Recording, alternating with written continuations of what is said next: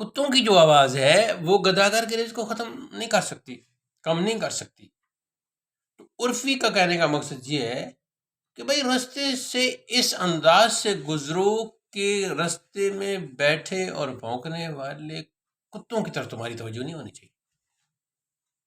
اگر ان کی طرف توجہ دو گے تو تمہارا راستہ یہ قسم کا بند ہو جائے گا.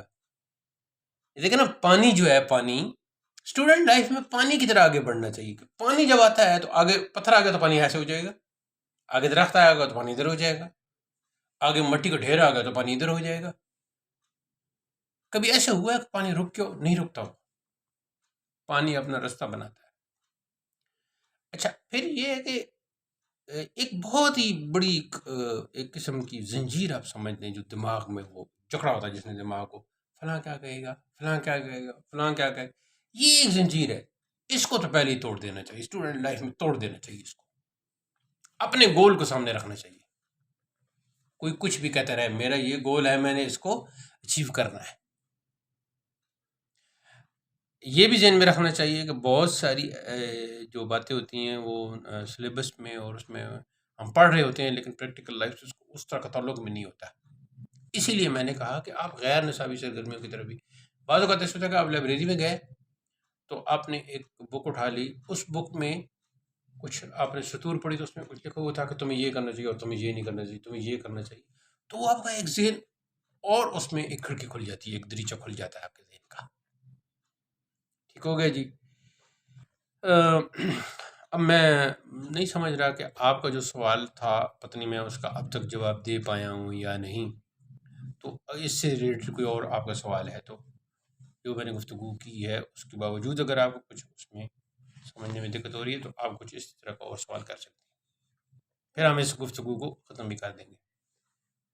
جو نیگیٹو سوچ ہے، مطلب اگر تو ایک آدھا دن بندے کا کام نہ ہو تو ٹھیک ہے، وہ تو بندہ خود سے کہہ دیتا ہے کہ چلو آج نہیں ہوا تو کل ہو جائے گا. اگر کچھ مسلسل لگے کہ ابھی بھی مجھ سے کچھ صحیح نہیں ہو رہا تو پھر زیادہ ہونے لگ جاتا ہے، اور پھر مطلب اس طرح سے خود کو سمجھانے کا کوئی فائدہ نہیں ہو رہا تو اس ٹائم پہ جو باتیں سچویشن یعنی وہ قائم رہتی ہے پہلے کی طرح، وہ پہلے جیسی ہوتی ہے.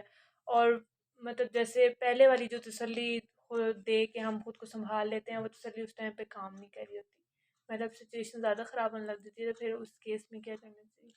یہ ایک ایسا سوال ہے کہ اس کے جواب میں ہم بہت تفصیل سے گفتگو کر سکتے ہیں، لیکن اب چونکہ ہمارا یہ مجلس تھوڑی دیر کے بعد اختتام پذیر ہو جائے گی تو مختصر جواب اس کا یہ ہے کہ بعض جگہوں کے اثرات ہوتے ہیں.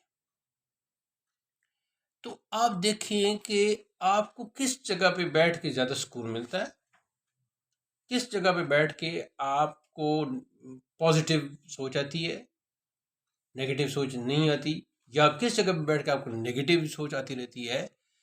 تو آپ اس جگہ سے تھوڑا سا اس جگہ کو تبدیل کریں. بعض اوقات یہ ہوتا ہے نا کہ مثلا مثال کے طور پر اب میں یہاں بیٹھا ہوں نا، تو بعض اوقات آپ کی چادر یا آپ کے وہ جو بستر وغیرہ پڑا ہے اس کے صاف نہ ہونے کی وجہ سے بھی اثرات ہوتے ہیں، یعنی آپ کی نشست کے اثرات بھی ہوتے ہیں. بعض جگہوں پر دوسری مخلوقات بھی ہوتی ہیں، زیادہ تر اس میں جنات شامل ہوتے ہیں، ان کے اثرات بھی ہوتے ہیں.